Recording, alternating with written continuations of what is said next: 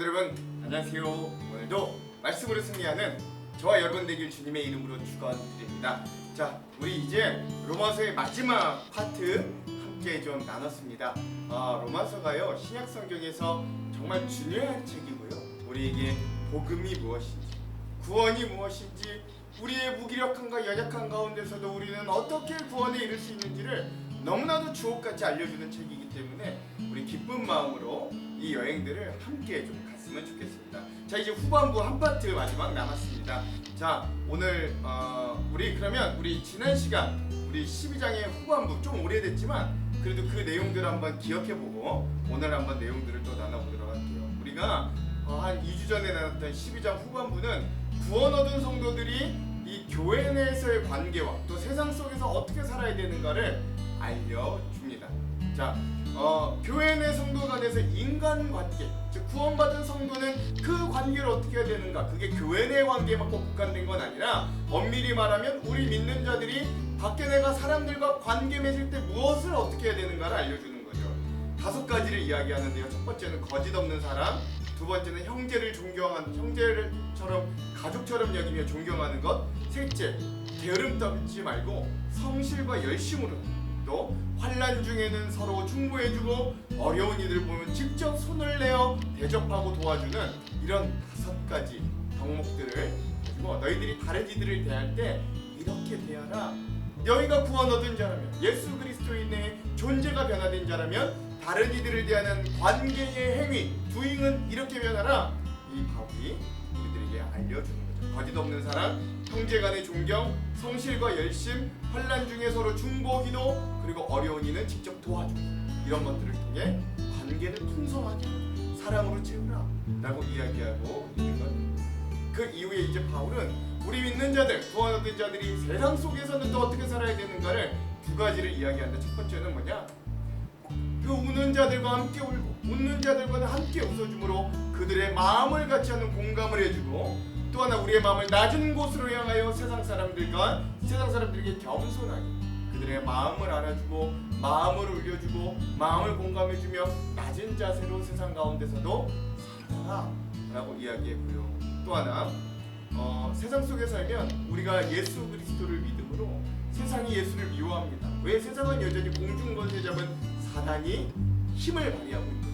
그냥 예수님을 싫어해요, 미워해요. 예수님을 믿는 우리도 미워합니다. 그러나 세상이 우리를 받게 하고 미워한다 해도, 세상에 우리에게 원수진 자들이 있다 할지라도 우리가 예수 그리스도를 믿고 구원을 얻은 자라면 원수마저 사랑하고 악을 선으로 이길 수 있는 그런 자들로 오늘 우리가 살아야 됩니다. 이게 우리 구원받은 자들이 세상 속에서 나타내야 될 우리의 성화된 삶, 거룩한 삶이다 라고 바울은 이야기해 줍니다. 기억나실 거예요. 자, 이렇게 이제 12장부터 우리 15장까지는 바울이 우리가 구원받은 자로서 어떤 삶을 살아야 되나, 그 어떤 삶이 거룩한 삶이고 어떤 삶이 주님이 원하시는 삶인가, 주님께 더 가까워지는 삶인가를 우리들에게 계속 얘기해 줄 겁니다. 자, 오늘과 내일은 우리가 로마서 13장의 부분을 함께 읽을 건데요. 오늘은 그 중에서도 로마서 13-1 믿음으로 구원받는 성도의 실천의 삶 세 번째이고요. 분량은 13장의 전반부인 1절에서 7절까지 우리 함께 읽도록 하겠습니다. 제목을 짓자면 국가와 권세 앞에서의 성도의 삶이라고 제목을 지어봤습니다. 제목 그대로 오늘 말씀의 파트는 국가와 그 권세 앞에서 우리 성도들은 어떤 태도와 어떤 모습으로 살아야 되는가를 바울이 이야기해주고 있는 겁니다. 자, 그러면 이 부분에 대한 2가지 맥을 한번 짚어보고 그 맥에 따라 내용과 주안점을 한번 나눠봅니다. 첫 번째, 오늘 말씀해 보면 예수 그리스도를 왕과 주인으로 모시는 우리 그리스도인들이 세상 권력에 대해 어떻게 대하고 또 어떤 자세를 가져야 될지 살펴보면서, 바울은 어떻게 말하는지 우리에게 어떻게 알려주는지 우리 살펴보면서 말씀을 한번 읽어왔으면 좋겠습니다. 엄밀히 말하면 바울이 말하는 게 아니죠. 성령님이, 하나님이 바울을 통해 우리에게 뭘 원하시는지를 봅시다.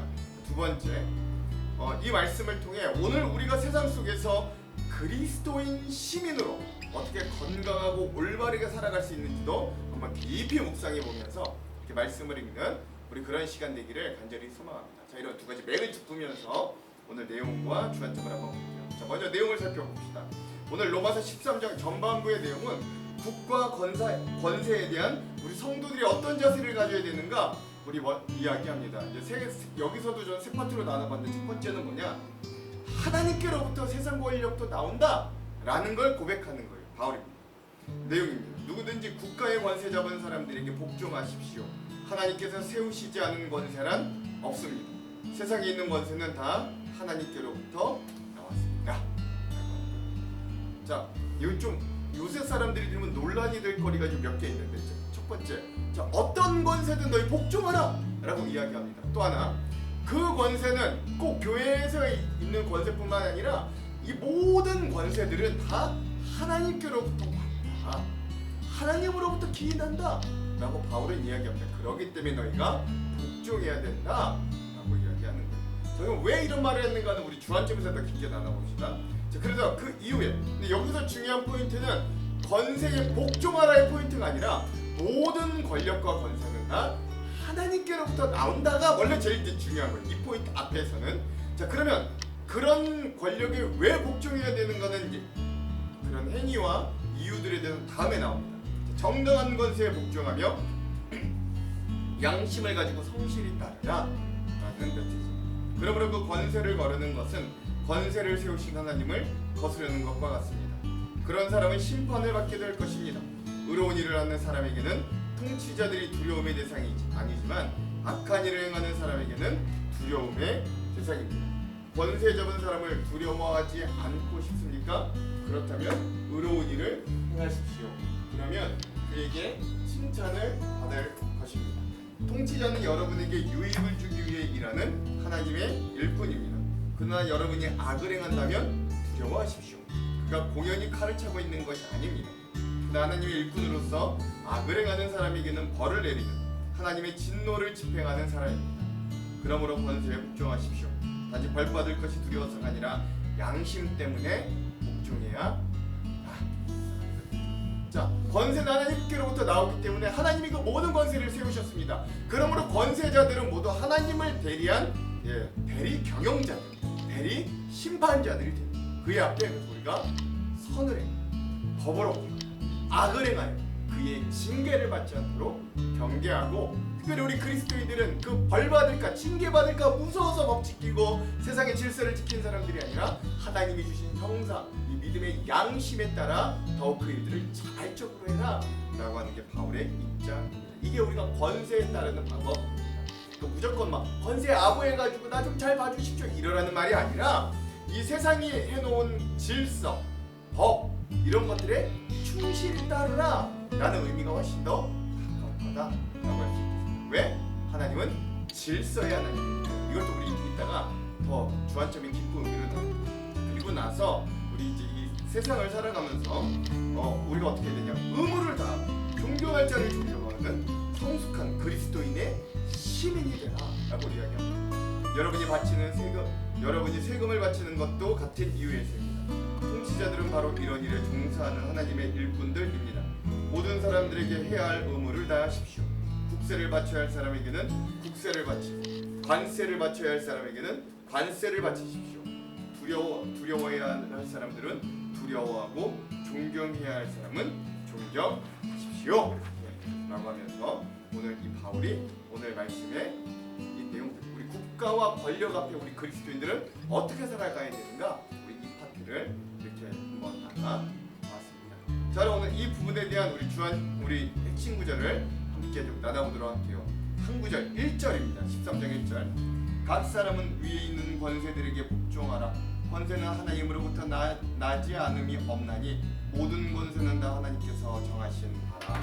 아멘.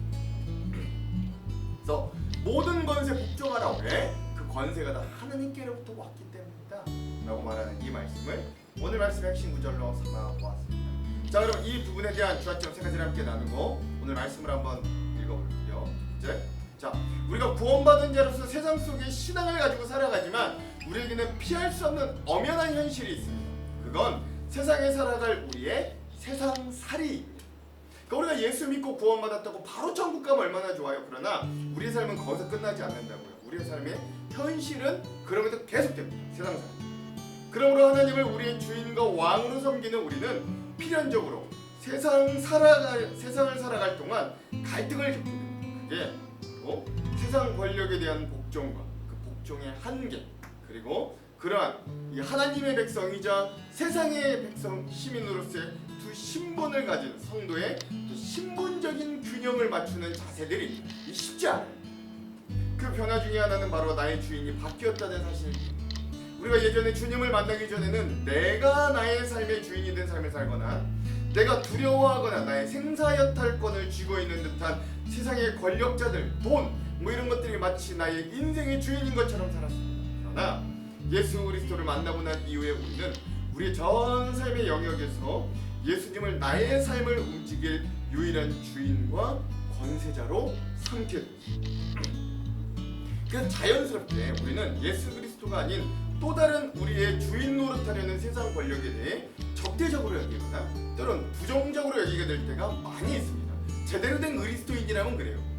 그런 상황을 대비하여 바울은 우리가 세상 속에 살면서 세상의 권세를 만났을 때 어떤 자세를 가지고 살아야 할지를 이렇게 이야기하는 거죠. 1절, 각 사람은 위에 있는 권세들에게 복종하라. 권세는 하나님으로부터 나지 않음이 없나니 모든 권세는 다 하나님께서 정하신 바라. 아멘. 여러분, 당시 로마 안에 살고 있는 그리스도인들의 상황은 우리가 생각하는 것보다 지금보다 훨씬 열악하고 심각했습니다. 왜냐하면 이들은 자신들을 다스리고 있는 권세가 바로 자신들의 나라를 빼앗고 지배하고 수탈했던 로마였기 때문에 우리는 우리나라의 우리 권세자들이 우리를 이렇게 통치하는데 이 당시는 그게 아니라 내 나라를 뺏은 로마가 나의 권세자였다는 거예요. 그러므로 모든 권세가 하나님으로부터 나왔고 하나님께서 정하셨다는 말씀은 이 당시 로마와 그 공권력에 대한 부정적인 견해를 가지고 반란과 갈등을 일삼던 사람들에게는 1차적으로 받아들이기 힘든 충격적인 말씀이었을 거예요. 특히 이 땅에 임할 하나님의 나라와 그 로마 제국을 서로 대립 구조로만 생각했던 유대인 출신 그리스도인들에게는 더더욱더 그게 그랬을 겁니다. 특별히 예수 그리스도를 믿음으로 의롭게 된 로마 교회의 그리스도인들은 하나님의 백성이 되었지만 여전히 그들이 살아가야 되는 땅은 황제가 다스리는 제국의 중심이었습니다. 황제를 신으로 숭배하며 살아가는 모습은 이 예수 그리스도로 거듭난 우리 그리스도인들의 눈에는 굉장히 어리석고 불경하고 우상 숭배로 보였을 것입니다. 하나님 나라 백성으로서의 정체성과 그들의 육체에 발을 딛고 살아가는 이 로마라는 국가의 지배 아래서 여러 갈등들을 느끼며 살 때도 많았을 겁니다. 때론 제국의 통치 아래 그 믿음 때문에 하나님을 섬긴다는 이유로 부당함과 억울한 일들을 많이 당했을 거예요. 그때마다 이 권력, 권세, 공권력에 대한 복종에 내가 의문이 생겼을 겁니다. 그리스도. 그래서 바울은 로마서를 통해 구원받은 그리스도인들이 국가의 통치자와 관원들을 향하여 어떤 태도를 견지해야 되는가를 정리해 주는 거예요. 그러나 이 말씀을 더 충격적으로 생각해야 될 사람들은 실은 로마 제국에 길들여져서 현세적인 국가와 권력에 길들여가던 사람들이었다라는 거예요. 이 본문은 어찌 보면 세상 권력에 대한 그리스도인의 마땅한 순종과 복종을 이야기하고 있는 듯 보이지만 바울이 사실 그 논리를 펼쳐나가는 전제에는 뭐가 있냐면 중요한 전제인데 이 땅의 모든 권세는 하나님께 속한 것이다.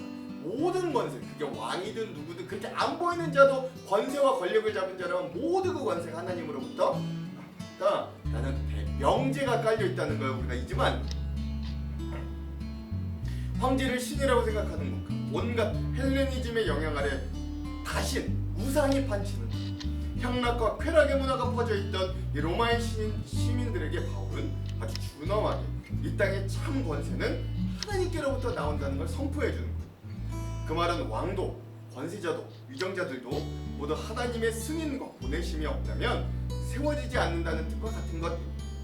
그러므로 우리의 눈에 보이지는 않지만 권력자들에게 권력을 주는 진짜 권력자, 진짜 왕을 왕되게 하는 진짜 왕은 하나님이라는 결론에 다다르게 되는 거죠.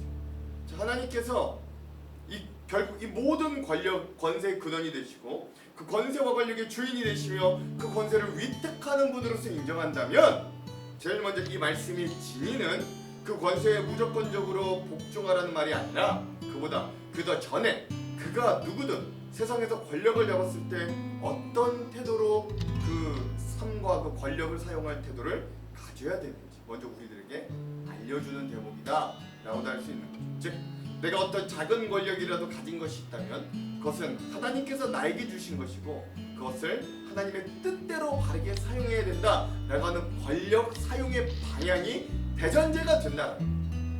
우리는 사실 소신 있는 평범하게 살아가는 것 같아요.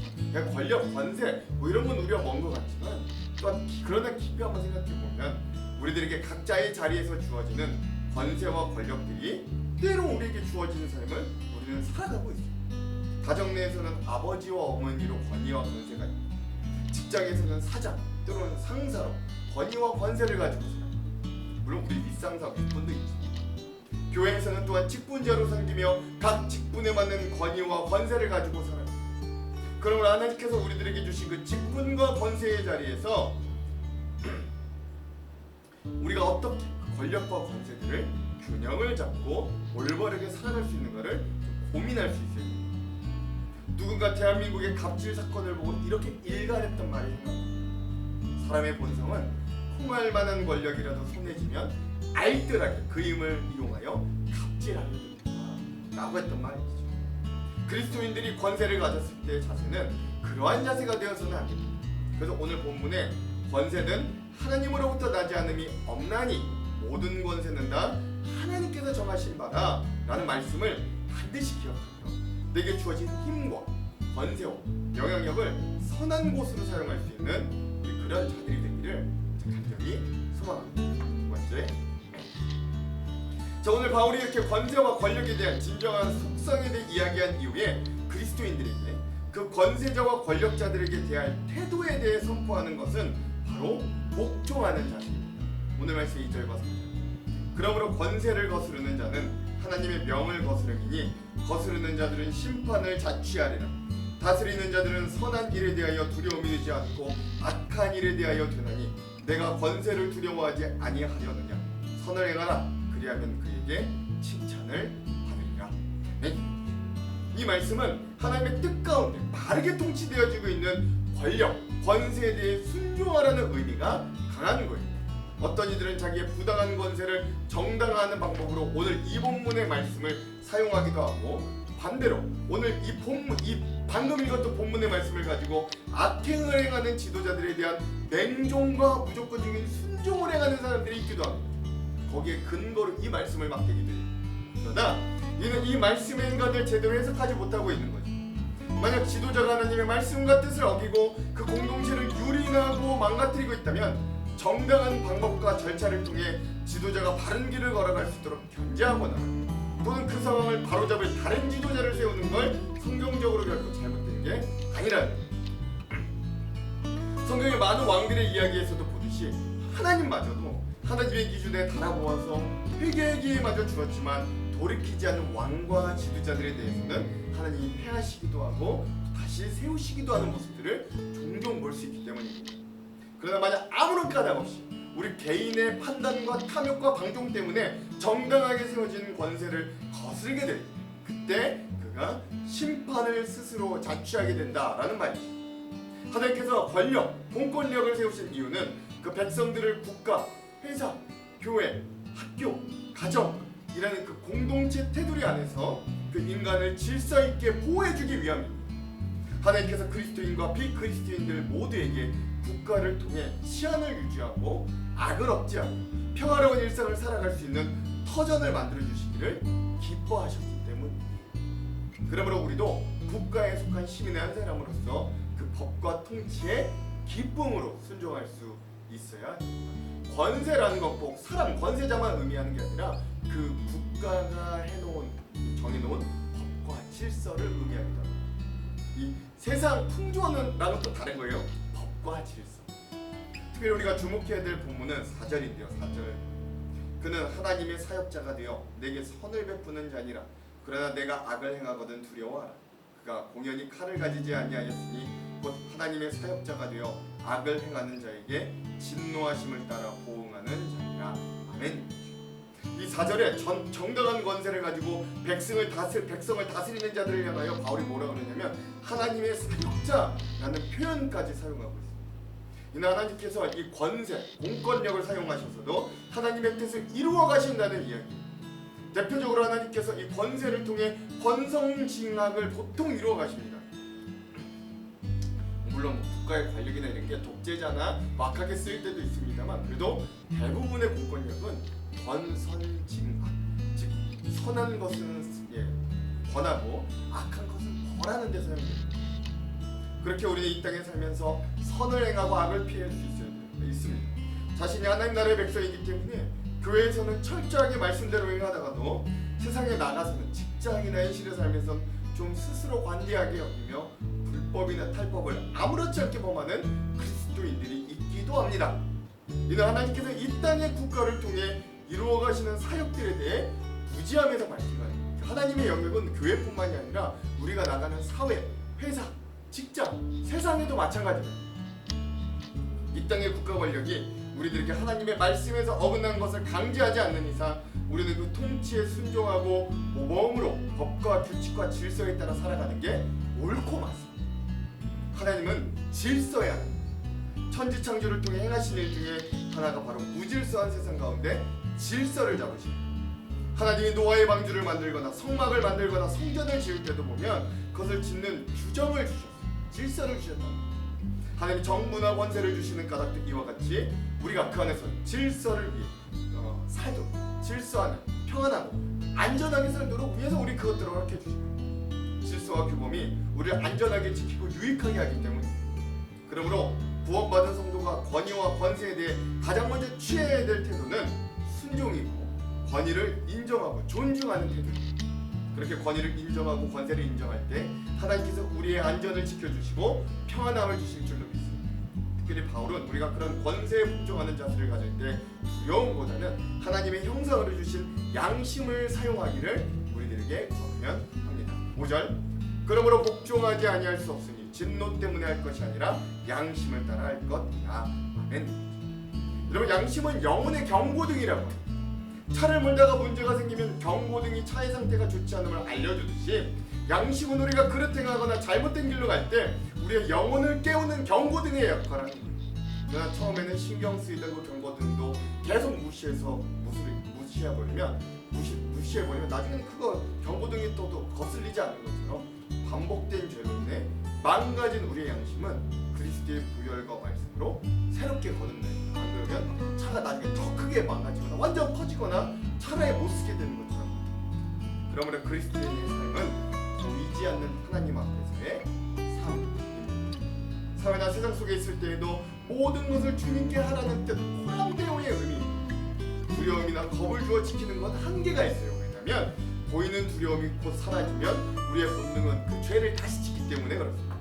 그러나 보이지 않는 하나님이 눈에 보이고 그분을 사랑하는 마음으로 항상 곁에 모시고 살게 되면 두려움 때문에 법을 지키는 수준을 초월하여 더 수준 높은 도덕성과 우리의 성실성을 보여줄 수 있습니다. 그런 성화를 이루는 저와 여러분이 되기를 간절히 소망합니다.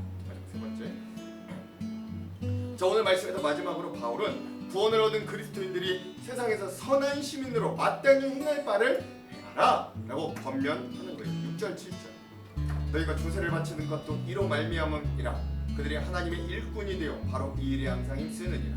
모든 자에게 줄 것을 주되 조세를 받을 자에게 조세를 바치고 관세를 받을 자에게 관세를 바치고 두려워할 자를 두려워하며 존경할 자를 존경하라. 바울은 구원받은 성도는 충성된 시민이 되어야 된다고 이야기합니다.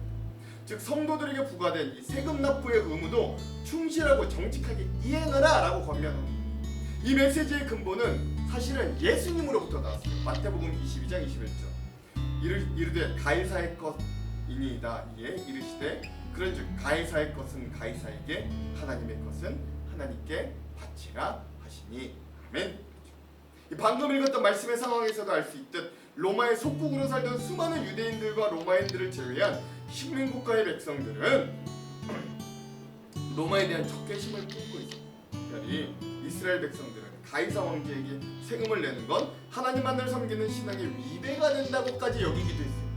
그러나 예수님께서는 놀라운 지혜로 이렇게 말씀해 주셨듯 이 땅의 권세와 국가가 운영되는 데 필요한 세금을 내는데 그리스도인들은 더 정직하고 적극적이어야 된다 라고 이야기하는 거죠. 선한 시민은 자기가 국가에 속하여 그 안에 누리며 살아가는 혜택을 위하여 기꺼이 그 비용을 지불할 수 있는 사람입니다. 하나님의 백성은 하나님께 자기의 소유를 헌금으로 드리는 것처럼 또한 국가에 성실히 세금을 납부하는 것도 우리 신앙의 한 부분임을 잊지 말아야 됩니다. 또한 반대로 나라의 법을 집행하는 사람은 국가의 재산이 국가와 국민을 위해 잘 선용되고 바르게 사용되는 것도 잘 감시해야 되는 거죠. 이렇게 그리스도인 시민이 자기에게 주어진 의무를 잘 지키도록 권면한 바울은 마지막으로 두려워할 자를 두려워하고 존경할 자를 존경하라 라고 말씀하는 거예요. 이는 권세를 가진 자들을 무시하거나 대적하지 말고 오히려 그들을 하나님께서 우리의 보호와 질서를 위해 보내주신 사역자들로 인정하고 할 수 있다면 협조하라는 말입니다. 이를 위해 우리는 교회와 국가 그리고 하나님의 나라에 대한 총체적이고 균형 잡힌 시야가 필요합니다. 교회만 하나님의 나라에 속하고 국가와 사회는 별개인 것처럼 여기는 것은 건강한 신앙적인 시각이 아니, 또한 반대로 교회와 국가와 대립되는 것으로 보는 것 또는 교회를 마치 국가 안의 어떤 한 일부로만 파트다라고 생각하는 것도 비좁은 판단일 수 있습니다. 영원한 시야에서 국가는 사라지고 말지만 교회는 영원한 우주적 교회의 일원으로 지속될 것이기 때문에 그러므로 국가는 하나님의 백성들과 이 땅을 살아가는 사람들을 임시적으로 보호하기 위해 지신 하나님의 보호막 같은 것이고 우리는 하나님께서 지신 이 보호막 아래서 돌봄을 받으며 마땅히 선한 시민으로 해야 할 것들을 행하며 살아갈 수 있는 것이죠. 그런 평안함 가운데 주님께서 맡겨주신 사명들을 감당할 수 있도록 나라와 위정자들 또한 우리가 열과 성을 다해 기도할 수 있어야 됩니다. 우리 특별히 요즘 시대는 정치적으로 너무 극단화되어 있고 상대 진영을 너무 혐오하고 정치적 혐오감이 너무 큰 시대이지만 우리 그리스도인들 그러면 안 됩니다. 그럴수록 상대를 위해서 이 정치와 이 나라의 위정자들을 위해서 더 애쓰고 기도할 수 있어요.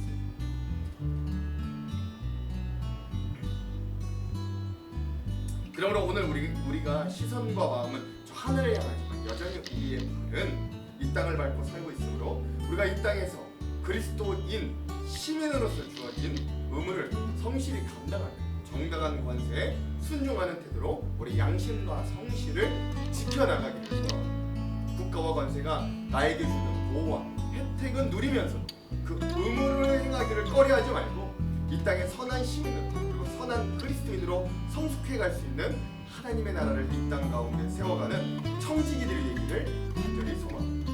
아무쪼록 오늘 하루 하나님께서 우리에게 주신 권한과 힘을 선하게 사용하고 또한 내가 순종해야 하거나 따라야 하는 권세에는 기꺼이 순종하고 의무를 다하여 질서 가운데 평안함을 누리는 저와 여러분들 오늘 하루가 되시기를 주님의 이름으로 축원합니다. 기도합니다. 하나님, 오늘 우리가 그리스도인으로 하나님 우리의 머리와 시각은 주님을 바라보며 살지만 우리의 발과 육신은 이 땅을 밟고 사는 우린 두 개의 시민권을 가진 자들임을 고백합니다. 그러니 우리가 주님의 사랑하는 백성으로 주님의 자녀들로 변화받았다면 하나님 이 땅 가운데 하나님께서 원하시는 질서와 법을 선하게 지켜 하나님 그 권세에 순종하고 복종함으로 선한 영향력을 끼치는 자들 되게 하여 주시고 오늘 우리들에게 때로는 권세와 권한이 주어졌을 때 그것을 사랑과 선한 영향력으로 선용할 수 있는 귀한 청지기들도 될 수 있도록 인도하여 주시옵소서. 오늘 우리에게 그런 좋은 시민이 될 힘과 능력을 주실 주님을 의지하며 예수님 이름으로 기도합니다. 아멘. 그럼 사랑하는 성도 여러분, 오늘 하루도 말씀으로 승리하십시오. 사랑하고 축복합니다. 예.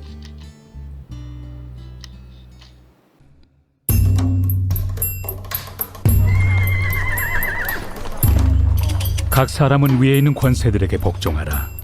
권세는 하나님으로부터 나지 않음이 없나니 모든 권세는 다 하나님께서 정하신 바라. 그러므로 권세를 거스르는 자는 하나님의 명을 거스름이니 거스르는 자들은 심판을 자취하리라. 다스리는 자들은 선한 일에 대하여 두려움이 되지 않고 악한 일에 대하여 되나니 내가 권세를 두려워하지 아니하려느냐. 선을 행하라. 그리하면 그에게 칭찬을 받으리라. 그는 하나님의 사역자가 되어 내게 선을 베푸는 자니라. 그러나 내가 악을 행하거든 두려워하라. 그가 공연히 칼을 가지지 아니하였으니 곧 하나님의 사역자가 되어 악을 행하는 자에게 진노하심을 따라 보응하는 자니라. 그러므로 복종하지 아니할 수 없으니 진노 때문에 할 것이 아니라 양심을 따라 할 것이라. 너희가 조세를 바치는 것도 이로 말미암음이라. 그들이 하나님의 일꾼이 되어 바로 이 일에 항상 힘쓰느니라. 모든 자에게 줄 것을 주되 조세를 받을 자에게 조세를 바치고 관세를 받을 자에게 관세를 바치고 두려워할 자를 두려워하며 존경할 자를 존경하라.